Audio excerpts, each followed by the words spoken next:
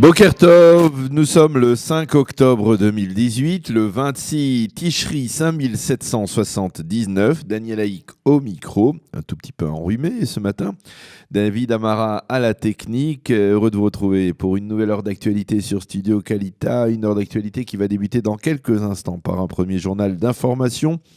Ensuite, vers 8h10, il est déjà là. Nous serons ici dans ce studio avec le photographe, le célèbre photographe Marc Israël Selam qui est ici et avec lequel nous allons commenter ensemble l'actualité de ce mois de Tishri en photo, avec les clichés qu'il a pris durant ce mois de Tishri, un peu partout à travers le pays, mais bien entendu essentiellement à Jérusalem, avec les Slichot, les fêtes de Sukkot, Birkat Kohanim et d'autres rendez-vous, grands rendez-vous qui ont marqué donc ce mois de Tishri que nous allons conclure dans quelques jours. Donc nous le ferons avec Marc Israël Selem dans quelques instants. Vers 8h30, je vous présenterai la revue de la presse et des médias israéliens. Et vers 8h45, eh bien, ce sera le mot de la paracha de la semaine, avec une paracha tout à fait particulière, la première de l'année, la première du livre de Bereshit, la paracha de Bereshit, qui sera commentée par le docteur Michel Ben-Soussan de la synagogue de Misgav Ladar à Jérusalem.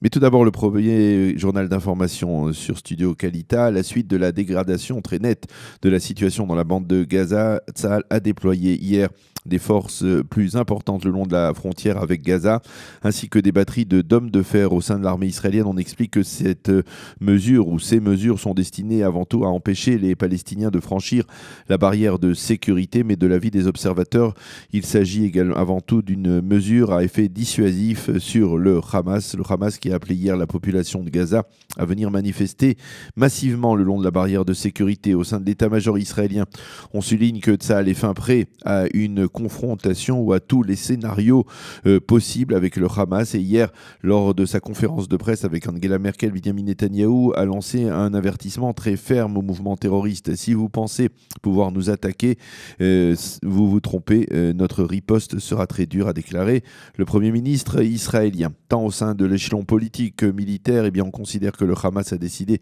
de faire grimper la tension depuis avant-hier, après l'échec des pourparlers initiés par l'Égypte au Caire. Les Égyptiens pensaient pouvoir en effet parvenir à rapprocher les positions du Hamas et celles du Fatah à propos de Gaza, mais ils ont apparemment échoué, en particulier à cause de la position très intransigeante de Mahmoud Abbas, qui se refuse à faire le moindre compromis et qui exige que le Hamas lui cède la responsabilité civile et sécuritaire de l'intégralité de la bande de Gaza. Sinon, Abbas menace de ne plus virer au Hamas les 100 millions de dollars qu'il fournit encore à la bande de Gaza. Une telle décision, une telle mesure risquerait de provoquer l'effritement du pouvoir du Hamas dans la bande de Gaza. Hier, M. Netanyahou a également mis en garde Mahmoud Abbas et il l'a sommé de cesser, je cite, d'étrangler la bande de Gaza.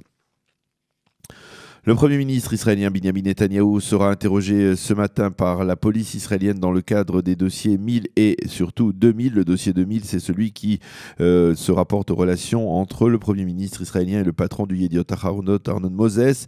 Ce nouvel interrogatoire, il s'agit du 12e depuis le début des enquêtes, devrait se rapporter à des révélations faites au cours des derniers mois par le fameux témoin à charge Nir Hefetz, qui était l'ancien conseiller de la famille Netanyahou.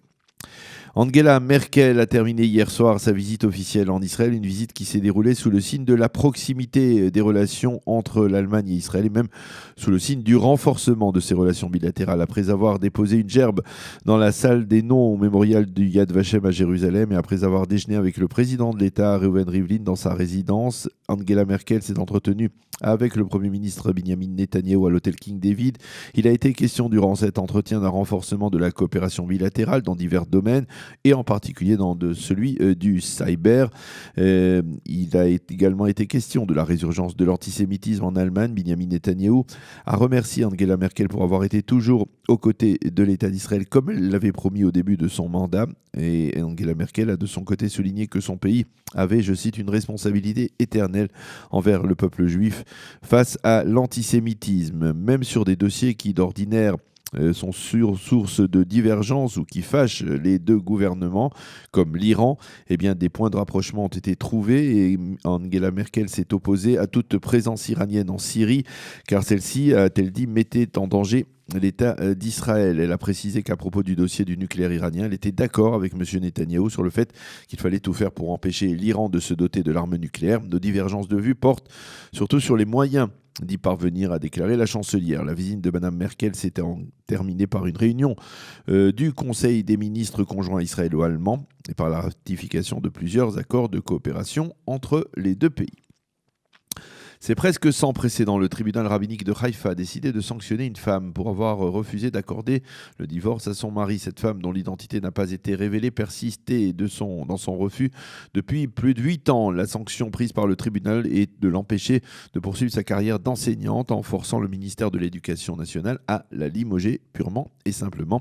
On espère au tribunal rabbinique de Haïfa que cette mesure aura également, dans le cas précis, un effet dissuasif et que cette femme accordera finalement le guet à son mari. Généralement, il faut bien l'avouer, les cas de refus de divorce viennent surtout de maris réfractaires. La météo, pour terminer.